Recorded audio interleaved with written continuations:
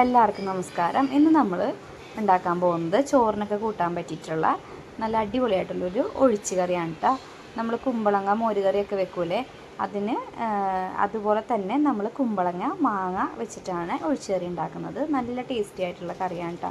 ഇതിൻ്റെ ഒപ്പം ഒരു ഉണക്കമീനോ അല്ലെങ്കിൽ പപ്പടമോ ഒക്കെ ഉണ്ടെങ്കിൽ നമുക്ക് ചോറിനാം നല്ല ടേസ്റ്റുള്ള കറിയാണ്. അപ്പോൾ എങ്ങനെ ഉണ്ടാക്കുന്നതെന്ന് നോക്കാം. അതിന് വേണ്ടിയിട്ട് ഒരു കഷ്ണം കുമ്പളങ്ങ അരിഞ്ഞെടുത്തിട്ടുണ്ട്. അതുപോലെ തന്നെ ഒരു മാങ്ങ ഫുള്ളായിട്ട്, ഇടത്തരം മാങ്ങ ഫുള്ളായിട്ട് അരിഞ്ഞിട്ടിട്ടുണ്ട്. ഒരു 4 പച്ചമുളക്, മഞ്ഞൾപ്പൊടി, മുളക് പൊടി, ഉപ്പ്, ആവശ്യത്തിനുള്ള വെള്ളവും കൂടി ഒഴിച്ചിട്ട് ഇതൊന്ന് വേവാനായിട്ട് വെക്കണം കേട്ടോ.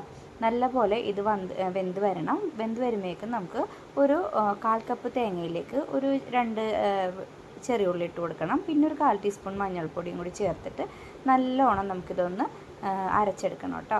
അതിന് ശേഷം നമുക്ക് കുമ്പളങ്ങ മാങ്ങയൊക്കെ വെന്ത് വരുമ്പോൾ ഈ അരപ്പ് അതിലേക്കൊന്ന് ചേർത്ത് കൊടുത്തു കഴിഞ്ഞാൽ നമ്മുടെ ഫസ്റ്റ് സ്റ്റെപ്പ് തീർന്നിട്ടോ. പിന്നെ നമുക്കിതിലേക്ക് നമ്മുടെ മിക്സി ഉണ്ടല്ലോ, അരച്ച മിക്സിയുടെ ജാറിലേക്ക് അല്പം വെള്ളവും കൂടി ഒഴിച്ചിട്ട് ഈ കറി എത്ര ലൂസാക്കണോ അത്രയും വെള്ളം നമുക്ക് ചേർത്ത് കൊടുക്കാം. പിന്നെ പാകത്തിന് ഉപ്പും പുളിയൊക്കെ നോക്കണം. പുളി അധികമാണെങ്കിൽ നമുക്ക് അധികം കുറച്ചുകൂടി വെള്ളം ഒഴിച്ചു കൊടുക്കാം കേട്ടോ. ഇതിപ്പോൾ പാകത്തിനുള്ള പുളിയേ ഉള്ളൂ. ഞാൻ ഒരു മാങ്ങ ആണ് ചേർത്ത് കൊടുത്തിട്ടുള്ളത് കേട്ടോ.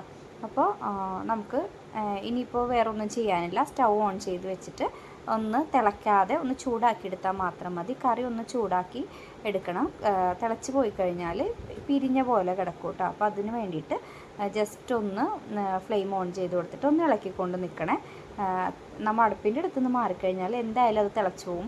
അപ്പോൾ ജസ്റ്റ് 1-2 മിനിറ്റ് ഒന്ന് ചൂടാക്കി എടുക്കണം. പിന്നെ ഒരു ചീഞ്ചട്ടി അടുപ്പത്ത് വെച്ച് കൊടുക്കുക.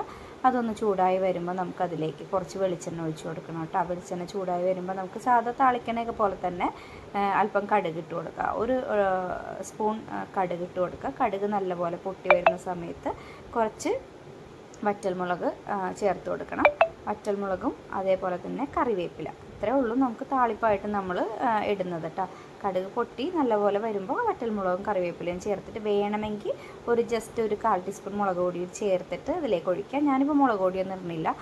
മഞ്ഞ കളറിലാണ് കറി ഇരിക്കേണ്ടത്, അതുകൊണ്ട് ഞാൻ മുളക് പൊടിയൊന്നും ചേർക്കുന്നില്ല കേട്ടോ. അപ്പോൾ ഇത്രയേ ഉള്ളൂ. നമ്മുടെ അടിപൊളിയായിട്ടുള്ള കറിയാണ്. എല്ലാവരും തയ്യാറാക്കി വെക്കണം കേട്ടോ. കറി ഇല്ല എന്നുള്ള ചില ദിവസങ്ങൾ നമ്മൾ അങ്ങനെയല്ലേ, കറി ഇല്ല എന്നൊക്കെ വിചാരിച്ചിരിക്കും. ഒരു കഷ്ണം കുമ്പളങ്ങയും ഒരു ചെറിയ മാങ്ങ ഉണ്ടെങ്കിൽ നമുക്ക് 2 നേരം കൂട്ടാനുള്ള കറിയാവും കേട്ടോ. അപ്പോൾ എല്ലാവരും ട്രൈ ചെയ്ത് നോക്കിയിട്ട് ഫീഡ്ബാക്ക് അറിയിക്കാം. നമ്മുടെ ചാനൽ ആദ്യമായിട്ട് കാണുന്നവരാണെങ്കിൽ ഒന്ന് സബ്സ്ക്രൈബ് ചെയ്തേക്കണേ. ലൈക്ക് ചെയ്യണം, ഷെയർ ചെയ്യണം, കമൻറ്റ് ചെയ്യണം. അപ്പോൾ നാളെ പുതിയൊരു വീഡിയോ ആയിട്ട് കാണും വരെ എല്ലാവർക്കും ബൈ.